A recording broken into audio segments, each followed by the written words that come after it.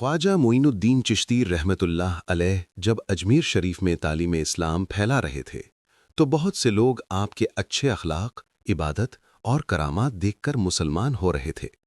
लेकिन वहीं कुछ लोग ऐसे भी थे जो आपके शोहरत और असर से जलते थे और आपके खिलाफ साजिशें करते रहते थे। एक रात का वाकया है। ख्वाजा गरीब नवाज अपने हुजरे में अल्लाह की इबादत में मशगूल थे।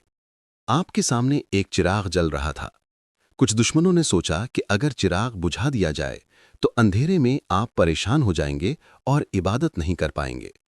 वे लोग धीरे से आकर चिराग बुझा गए। लेकिन जैसे ही चिराग बुझा, एक अजीब करामत जाहिर हुई। वही चिराग बिना तेल और बिना बाती के जलने लगा। कमरे में वही रोशनी कायम रही जैसे कुछ हुआ ही ना हो।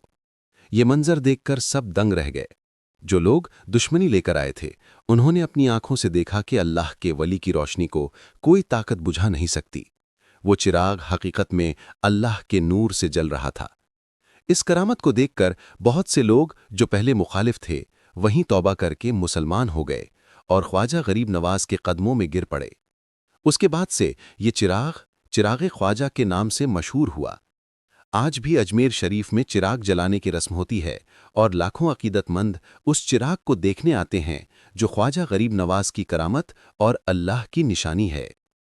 ख्वाजा मोइनुद्दीन चिश्ती रहमतुल्लाह अलैह, जिन्हें लोग ख्वाजा गरीब नवाज कहते हैं, जब अजमेर शरीफ तशरीफ लाए तो उस वक्त वहां राजा पृथ्वीराज चौहान की हुकूमत थी।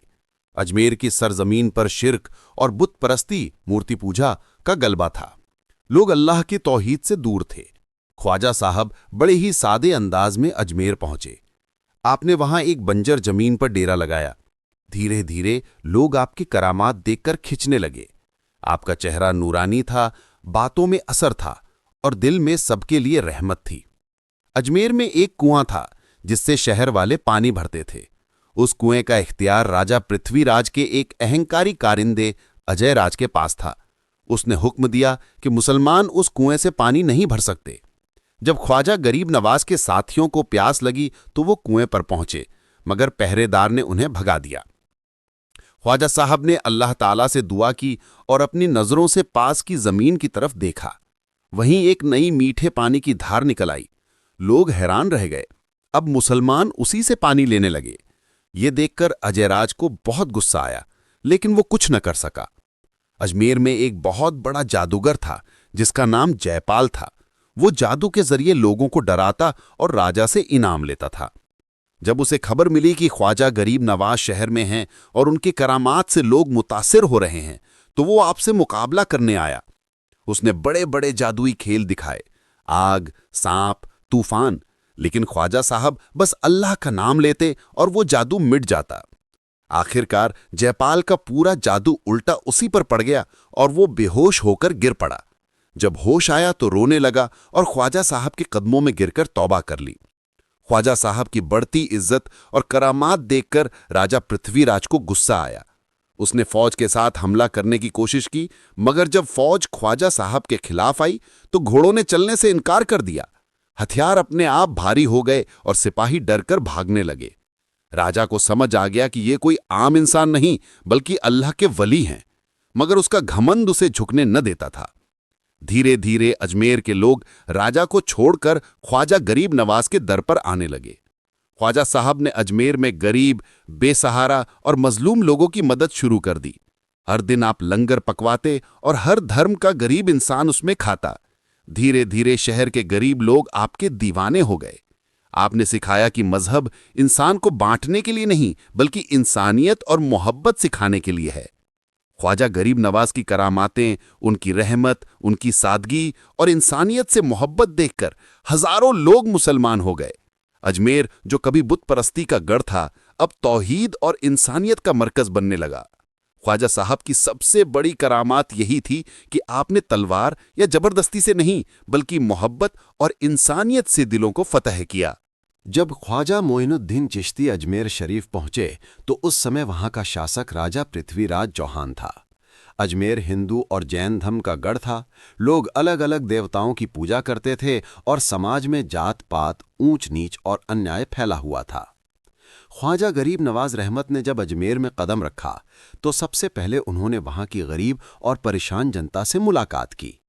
उनके अंदाज में इतना प्यार और रहमत थी कि हर कोई खिंचता चला आता। वो भूखे को खाना खिलाते, बीमार की सेवा करते और मजबूर की मदद करते।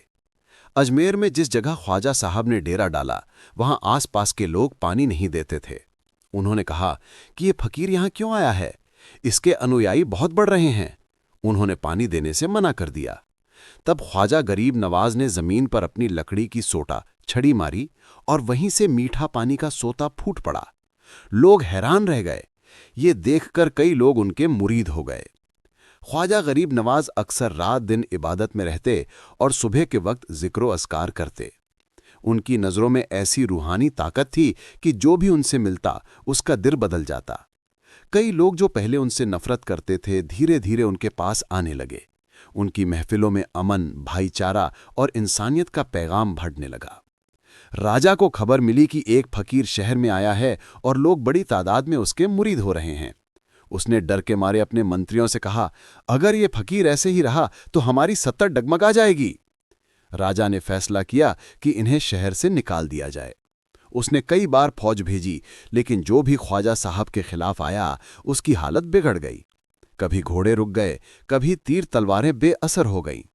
राजा ने एक मशहूर जादूगर जयपाल को बुलाया और कहा, इस फकीर को जादू से हराओ। जयपाल ने बड़े बड़े तंत्र मंत्र किए मगर हर बार नाकाम हुआ। जब उसने आग और आंधी का खेल दिखाया तो ख्वाजा गरीब नवाज ने बस अल्लाह का नाम लिया और सब कुछ ठंडा पड़ गया। आखिरकार जयपाल हार मानकर ख्वाजा गरीब नवाज के कदमों में गिर पड़ा और उनका मुरीद बन गया। धीरे धीरे हजारों लोग उनके अनुयायी हो गए। उन्होंने इंसानियत, मोहब्बत और अमन का पैगाम दिया। उन्होंने कहा, इंसान की असल इबादत है भूखे को खाना खिलाना, प्यासे को पानी पिलाना और हर मजहब के इंसान से मोहब्बत करना। राजा चाहे विरोध करता रहा, लेकिन गरीब और मजबूर जनता का दिल पूरी तरह ख्वाजा गरीब नवाज की तरफ झुक गया।